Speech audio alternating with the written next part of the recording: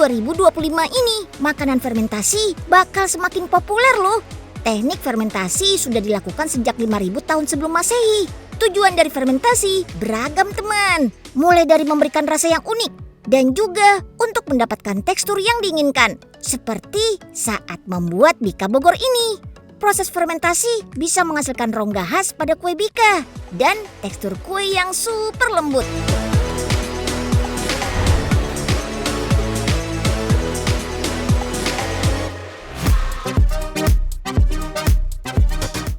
Bahan utamanya pastinya talas dong. Talasnya dikupas dulu ya, lalu dipotong dadu. Tanaman talas itu mudah sekali mengeluarkan getah. Tuh lihat, baru dipotong sebentar, getahnya sudah pada keluar. Karena itu, biar getahnya hilang, talas direndam dulu dengan garam. Lanjut, saatnya proses kukus talas. Talasnya dikukus dengan suhu 100 derajat. Waktu pengukusannya gak lama kok, cuma 5-20 menit. Tergantung banyak tidaknya talas yang dikukus. Lihat asapnya sampai ngebul. Wih, ternyata kalau talas dikukus warnanya jadi agak keunguan gitu ya. Talas harus diproses saat sudah dingin. Karena kalau dalam keadaan panas langsung diproses, bisa-bisa adonannya nggak mengembang. Nah, kita masuk ke proses pembuatan adonannya. Pertama masukkan gula, santan, dan butter. Semuanya dikocok sampai tercampur rata. Ternyata teknik manual seperti ini bisa menghasilkan rongga bika yang lebih bagus daripada menggunakan mixer loh. Keren. Tapi kalau urusan menghancurkan talasnya, pakai blender saja ya. Jangan manual, biar cepat. Nah, campuran talas inilah yang membuat kue bika punya tekstur yang lebih kenyal dan lembut. Gak perlu pakai pengental lagi.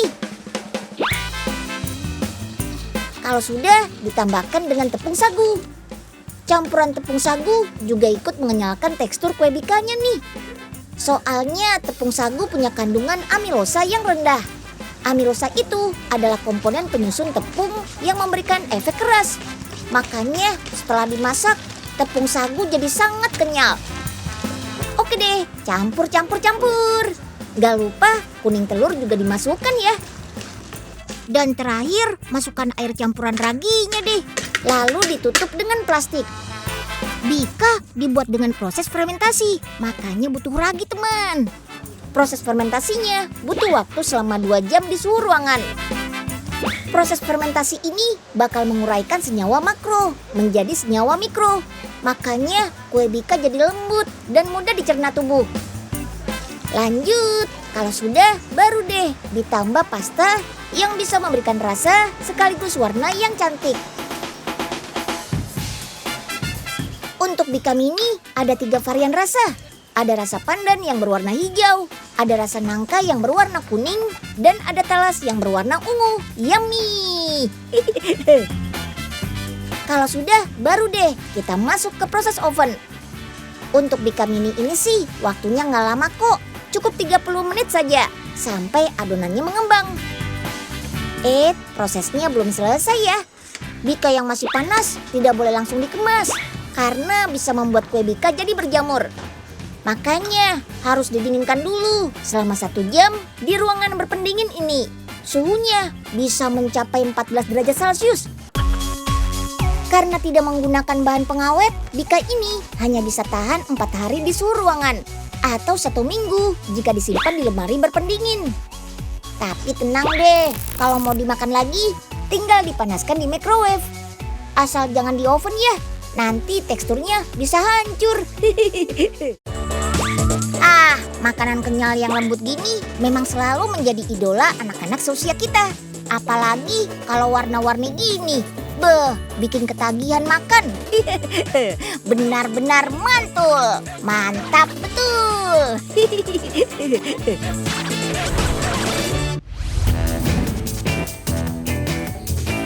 Dari umbi talas, kita geser ke umbi singkong yuk. Nggak cuma jadi idolanya orang Indonesia saja. Singkong juga jadi menu diet favorit orang Amerika loh. Makanya singkong asal Indonesia sampai dibekukan agar bisa dikirim ke negeri Paman Sam sana. Singkong akan dikupas dan dipotong dengan ukuran 6-10 cm. Karena singkong punya serat akar di bagian tengahnya, maka harus kita hilangkan dengan cara bor seperti ini. Jadi nggak perlu repot-repot membuang serat akar ketika disantap. Masukkan singkong ke dalam mesin shake conveyor. Goyang terus. Cara ini membuat singkong-singkong tidak saling menempel. Pembekuan singkong dilakukan di suhu minus 24 derajat Celcius. Cara pembekuan ini bikin singkong jadi awet sampai 2 tahun dan bebas bakteri. Aduh, kok gosong begini? Masih disimpan di sini sih. Unyil pindahin aja deh. Ya mau kemana nih? Hangus begini, kok masih disimpan sih, Kak? Singkongnya emang konsepnya seperti ini ya. Dia pakai tinta cumi. Hah? Ya maaf deh.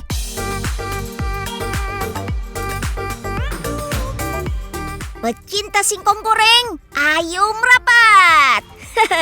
2025, cobain deh singkong goreng yang beda dari yang lain. Namanya singkong arang. Memang tampilannya kayak hangus terbakar, tapi ternyata ini karena ditambahkan pewarna yang kayak gizi loh. Yap, pewarnanya dibuat dari squid ink atau tinta cumi. Memadukan singkong dan tinta cumi. Wah, kayak apa ya rasanya? Jangan salah, si hitam ini punya kandungan asam glutamat yang tinggi yang bisa meningkatkan rasa gurih pada makanan. Sip deh, sekarang waktunya mengolah singkongnya. Ubi kayu yang sudah dibumbui pakai ketumbar, kunyit, dan perasa lainnya direbus maksimal 30 menit. Lebih dari itu, kandungan vitamin C yang terkandung bisa berkurang hingga lebih dari 60% loh. Lanjut, pastikan permukaannya nggak ada sisa-sisa rebusan air yang menempel. Nah, sekarang waktunya diwarnai. Seluruh permukaan singkong rebusnya harus tertutup dengan tinta cumi. Pastikan nggak ada bagian yang terlewat ya, biar hasil akhirnya makin mirip sama efek-efek hangus. Tunggu kurang lebih 15 menit sampai tinta cuminya merasuk ke dalam pori-pori singkong. Lanjut goreng singkong di minyak yang sudah benar-benar panas ya. Kalau minyaknya belum terlalu panas, singkong akan menyerap terlalu banyak minyak yang membuat teksturnya jadi nggak renyah lagi teman. Gorengnya nggak boleh lama-lama, 3 menit aja udah cukup ya. Meskipun tampilannya hitam legam, manfaatnya segudang loh teman. Kandungan ekstrak heksana pada tinta cumi yang bersifat antibakteri, berpotensi melawan plak gigi hingga keracunan makanan loh. Ini yang namanya singkong goreng level up. Unyil yakin gak bakal ditemui di tempat lain. Perut Unyil udah kenyang nih. Cari makanan lain yang punya cara masak unik lagi ah. See you guys, bye.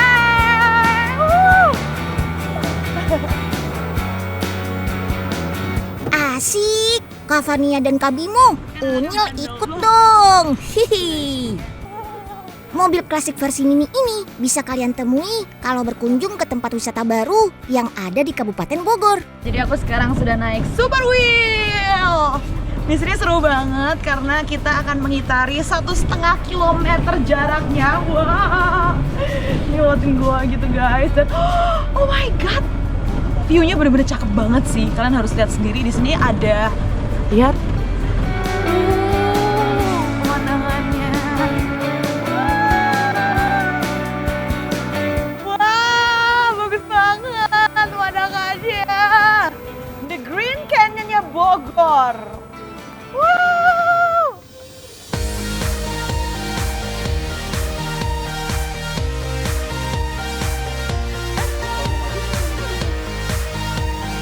Belasan mobil unik ini sengaja dimodifikasi supaya kecepatannya stabil maksimal 20 km per jam saja.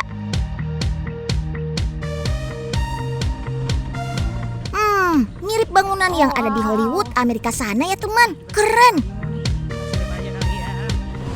Kita selip, teman-teman. Bye kami, wah. Kita duluan guys, bye. Teman, kendarai mobilnya nggak boleh terlalu cepat dan terlalu lambat ya, supaya nggak menghambat pengunjung yang ada di belakang. Agak sempit dan banyak belokan. Oh baik, wow. Jadi di sini juga ada rute yang banyak belokan, jadi kita harus berhati-hati tuh. Mobil ini hanya boleh dikendarai sama yang sudah berusia 17 tahun ke atas. Ya minimal tahu cara mengendarai yang benar deh. Selain karena belokannya yang curam, jalurnya hanya cukup untuk satu mobil tuh. Seru sih, jadi ini menambah adrenalin ya. Nggak cuma pemandangan view-nya yang cakep, tapi adrenalinnya di sini juga. Adrenalinnya juga tantang ya bun. Nyil, bantuin. Iya, sini kak. Kiri ke kanan. Kiri. Oke. Kiri dikit. Nah, baru kanan. Nah, op. Mas, kayaknya baterai mau habis deh mas. Oh, kita tes dulu ya. Boleh mas, dicas dulu ya mas. Oke. Thank you. Sini deh, biar Unyil bantuin colokin kak.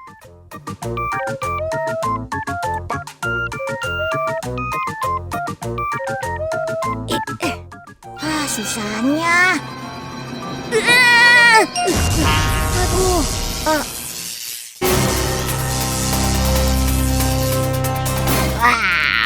Wow.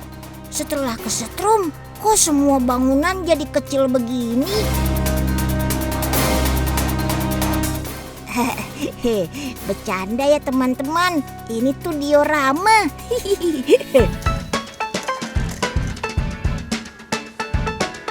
Diorama ini dibuat oleh Kak Taufik dan rekan-rekannya. Keren-keren ya. Jangan ditanya lamanya membuat diorama ini ya. Rata-rata 2 minggu sampai 2 bulan lamanya. Tergantung kerumitan diorama yang dibikin. Uniknya, diorama ini dibuat dari barang bekas alias limbah. Misalnya, busa bekas jok motor yang bisa diolah jadi daun beraneka warna. Busa bekas jok motor ini bakal dihaluskan terlebih dahulu, lalu warnai menggunakan cat minyak. Tuh, jadi cakep banget kan?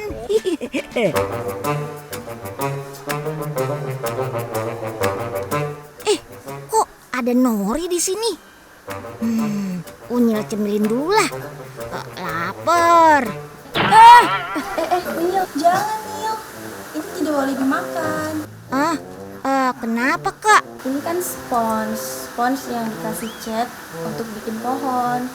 Oh, wah, untung aja belum sempet kemakan. Kalau udah masuk mulut, kasihan usus Unyil nih. Ikut bantuin aja ya.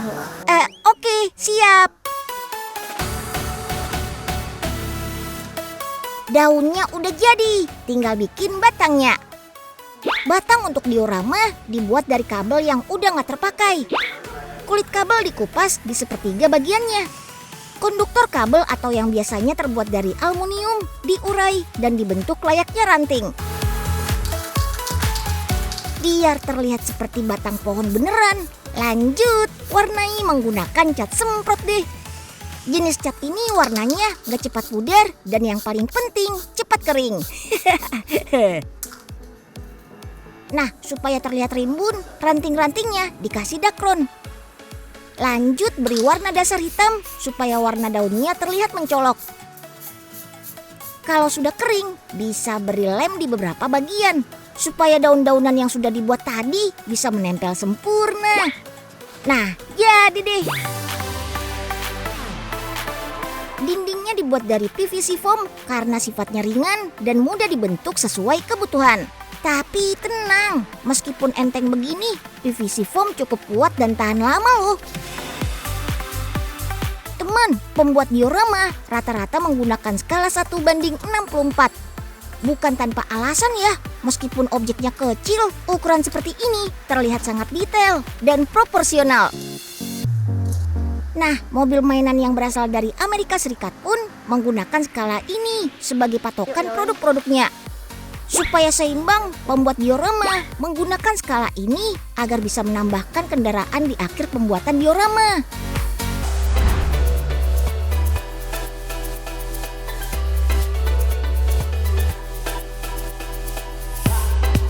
Teman-teman, sehabis ini kita bakal ngeliat animal show. Kira-kira seseru apa animal show-nya? Penasaran? Ikutin terus, let's go!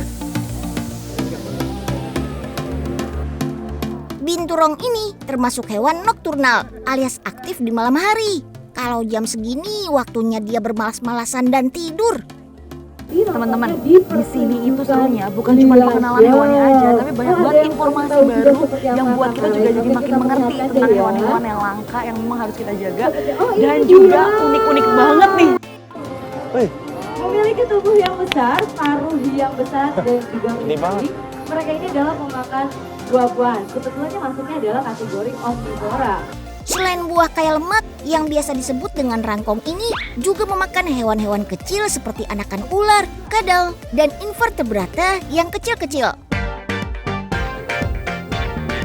Oh iya, beberapa satwa yang ada di Animal Show juga akan tampil di drama musikal loh. Gak cuma itu, kali ini Cavania berperan jadi salah satu pemainnya. Wah, semangat Kak!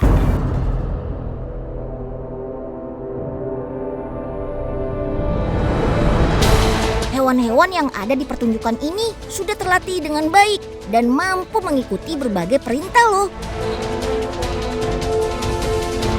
Bukan cuma satwa asli saja, beberapa pemain menggunakan kostum yang mirip dengan hewan aslinya. Gak heran kalau pakaian ini dibuat oleh desainer asal Denmark. Nah, bisa tebak kira-kira hewan apa saja? Yap, benar. Ada landak, merak, macan kumbang, dan rusa. Drama musikal Lila Show ini bertema konservasi yang mengajak penonton untuk lebih peduli terhadap pelestarian lingkungan.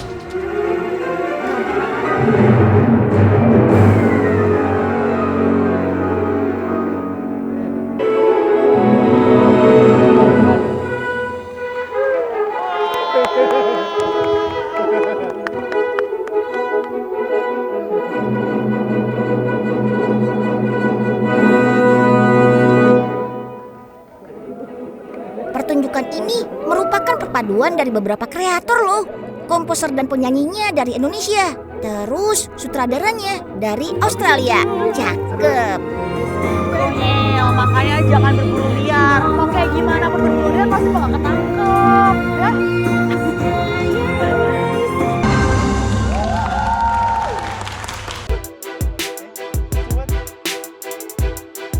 Teman, anjing kakinya 4 sudah biasa ya. Kenalin nih, anjing berkaki 6 asal Tiongkok. Eits, ini memang bukan hewan sungguhan, tapi robot pemandu berkaki 6 yang bentuknya seperti anjing. Robot AI ini dibuat bukan tanpa alasan ya. Tujuannya jelas untuk meringankan tugas manusia. Seperti di stasiun penelitian Antartika Tiongkok. Dalam kondisi suhu mencapai minus 40 derajat Celcius dan permukaan yang bersalju, robot ini mampu bekerja full 4 jam tanpa henti dan bermanuver dengan baik, stabil, serta sanggup mengangkut beban yang berat. Teman, dengan menggabungkan teknologi AI terkini, robot berkaki 6 ini juga sanggup mendampingi dan melindungi orang lanjut usia loh. Tugasnya ada beberapa. Pertama, robot anjing akan diprogram supaya bisa memperingati lansia saat akan melewati jalan bergelombang dan tidak rata. Robot canggih ini juga bisa kasih navigasi saat pemiliknya lupa jalan pulang atau tersesat. Dan terakhir, bisa menghubungi layanan darurat saat terjadi kecelakaan. Keren kan? FYI teman, di pasaran sengaja dibuat robot anjingnya tidak berbulu ya. Harapannya supaya lebih aman dan praktis bagi para penggunanya yang sudah lanjut usia. Cakep. Ngomongin tentang hewan, baru-baru ini di Amerika Serikat ada tren teknologi baru yang ditunjukkan untuk hewan peliharaan. Yang pertama namanya Pawport. Alat semacam kalung ini bisa mengidentifikasi hewan peliharaan masuk di pemilik, dapat menghindari masuknya hewan liar atau pencuri. Ada lagi nih, layar hiburan untuk hewan peliharaan. Produk ini juga memungkinkan panggilan video 2 arah antara pemilik dan anjing saat ditinggal di rumah. Layar ini dirancang untuk mengurangi kecemasan dan kebosanan anjing saat ditinggal sendiri. Ada juga alat bernama Petpa yang punya fitur pengenalan wajah untuk setiap hewan peliharaan. Sistemnya dilengkapi sama kamera yang Ini dia nih, daging unggas kesukaan Unyil, ayam. Apalagi kalau sudah diolah jadi nugget aneka bentuk kayak gini. Beuh, nikmat. Nah, sebelum mengolah nuggetnya, kita siapkan dulu yuk daging ayamnya. Gantung ayam-ayamnya dulu yuk. Menggantung seperti ini bukan menyiksa ya, justru untuk melancarkan aliran darah ayam agar tidak kesakitan saat dipotong. Proses penyembelihan ayam di sini dijamin halal karena sudah ada sertifikasi resmi dari Kementerian Agama. Tahap selanjutnya, mengolah ayam-ayam ini menjadi ayam karkas, yaitu daging ayam tanpa kepala, ceker, dan yang sudah dibersihkan isi perutnya. Dalam 1 jam bisa menghasilkan hingga 4.000 ayam karkas loh. Dengan penyusutan berat ayam sekitar 30% dari berat awalnya. Ayam-ayam karkas ini masih harus dibersihkan lagi dengan air klorin berjenis food grade selama kurang lebih 30 menit. Setelah itu gantung lagi deh untuk meniriskan airnya. Selain dikirim utuh, daging ayam segar ada juga yang dipotong-potong dulu menjadi 9 bagian seperti ini. Bahkan ada juga nih yang diberi bumbu instan siap goreng. Nah, kalau untuk membuat nugget, cukup gunakan bagian paha dan dada ayam saja. Daging ayamnya dipotong-potong dulu ya. Tenang, motongnya pakai mesin kok biar lebih cepat. Tiap detik mesin ini bisa memotong 4 kg daging ayam. Daging ayam yang sudah terpotong-potong selanjutnya dihaluskan pakai mesin ini. Setiap kali produksi, pabrik ini butuh 1 ton daging ayam. Bisa 1.000 ekor lebih tuh ayamnya. Nah, sekarang kita mulai bikin adonan nugget ayamnya ya. Bahannya sama kayak nugget biasa. Ada daging ayam giling sama bumbu-bumbu. Tambahkan juga es batu biar suhu adonan tetap dingin. Jadi tekstur nugget ayamnya nanti bisa bagus. Supaya adonan nugget tidak terlalu halus, perlu ditambahkan potongan atau suiran daging ayam juga. Biar rasa daging ayamnya masih berasa. Masih belum selesai nih. Perlu juga disemprot nitrogen cair biar adonan jadi beku dan gampang dicetak. Bukan cetakan kotak-kotak biasa ya. Nuggetnya dibentuk jadi dinosaurus. Wih. Sekali cetak ada 5 bentuk dinosaurus. Nah, tiap menitnya mesin ini bisa mencetak 120 kali. Jadi sekali cetak ada 600 nugget dinosaurus tuh yang keluar. Wah, kalau sehari berapa ya? Nugget yang sudah dicetak lalu dibalurkan ke adonan basah.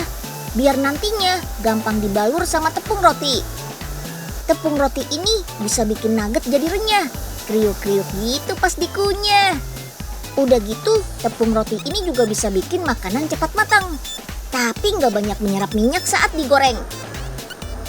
Kalau sudah, waktunya goreng-goreng. Pertama, cukup 15 detik saja. Biar bentuk dinosaurusnya jadi lebih rapi. Kedua, goreng lagi sekitar 48 detik sampai matang dan siap disantap. Sekarang waktunya nugget dibekuin nih. Dengan mesin ini, nugget-nugget langsung jadi beku dalam waktu setengah jam. Asal disimpan di lemari pendingin, nugget ini bisa tahan sampai 1 tahun loh. Oh iya, tahu nggak? Daging ayam adalah menu yang paling banyak digemari loh. Karena itu, nggak heran kalau lebih dari 90% restoran di seluruh dunia menyajikan daging unggas ini. Bahkan dalam budaya Nusantara kita pun, ayam selalu hadir di menu-menu masakan tradisional. Iya kan?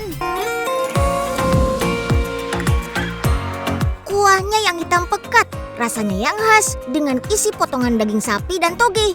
Aduh, siapa sih yang gak tergoda? Pantas, kalau rawon dinobatkan jadi makanan terbaik di dunia versi tes Atlas. Makanan tradisional emang apotik tutup alias gak ada obat. Nah, kalau makanan yang ini Unyil juga suka. Ada ayam cabai hijau, ayam woku, ayam betutu Bali, dan ayam sambal mercon. Aduh, jadi pengen ambil nasi panas deh.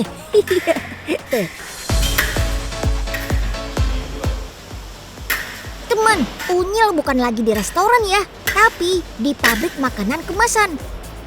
Iya, makanan yang lagi dimatangkan ini nantinya bakal dikemas. Tapi makanan kemasan yang ini beda dengan yang lain. Kalau yang lain harus dimasukkan ke dalam kulkas supaya awet, yang ini bisa awet meski ditaruh di luar kulkas selama 1 tahun. Aduh, kayaknya enak banget deh nih. Unyil, jangan terlalu dekat, Nyil. Panas nih, mau nguang nih. Maaf deh Om. Unyil nggak mau ganggu kok. Unyil cuma mau lihat makanan kemasan ini dibuat. Mengemas makanan yang basah seperti ini lumayan panjang loh prosesnya. Pertama, harus timbang sesuai takaran yang diinginkan. Memang tidak banyak karena satu kemasan hanya untuk sekali makan. Ini supaya praktis dan tidak ada yang terbuang, teman. Makanya produk sekali jadi ini dikemas dengan ukuran yang pas untuk 1 porsi. Jadi orang bisa memilih berbagai menu sesuai selera mereka tanpa harus membeli dalam jumlah banyak. Teman, kemasannya berbahan aluminium ya, supaya tidak mudah terkena cahaya matahari dan udara yang bisa merusak kualitas makanan. Wah, besar sekali. Ini alat apa ya? Unyil coba buka deh. Gelap sekali. Seperti gua modern ya. Unyil mau lihat lebih dekat deh. Wah, Unyil. Aduh. Untung gak kedorong. Maaf Kak, Unyil cuma penasaran aja kok. Minggir. Iya. Makanan yang sudah dikemas harus dimasukkan ke dalam mesin retort. Di dalam mesin ini, makanan akan dipanaskan dengan suhu tinggi, 121 derajat Celcius. Makanan basah cenderung lebih cepat busuk karena mengandung banyak air. Itu sebabnya harus diawetkan dengan cara yang tepat, agar tetap bisa dinikmati tanpa kehilangan rasa dan gizinya. Dengan teknologi retort ini, makanan tidak perlu diberi pengawet kimia, tapi tetap bisa bertahan lama dan aman dimakan. Nah, proses ini memakan waktu selama 45 menit, teman. Di dalam mesin retort ini ada tekanan tinggi yang bisa memanaskan makanan secara merata. Prosesnya belum selesai. Masih harus lewati masa karantina loh, teman. Karantinanya pun nggak sebentar loh, teman. Butuh beberapa bulan. Sepanjang masa karantina ini, makanan akan dipantau secara berkala. Kemasannya dicek apakah ada yang mengembang atau bocor. Kalau kemasannya mengembang, itu tandanya ada bakteri yang masih hidup di dalamnya dan proses pengawetannya gagal. Makanan seperti itu tidak boleh dijual karena sudah tidak aman untuk dimakan. Tapi kalau kemasannya tetap rapat dan makanannya masih dalam kondisi bagus, berarti teknologi retort berhasil membuat makanan tahan lama. Sudah bisa dijual deh. Nah, gimana teman-teman? Sekarang sudah tahu kan kenapa makanan kemasan bisa tahan lama tanpa pengawet? Makanan kemasan ini tinggal dihangatkan sebentar dan siap disantap deh. Meski melewati banyak proses dan makan waktu lama, tidak mengubah rasanya kok. Tetap enak, yummy.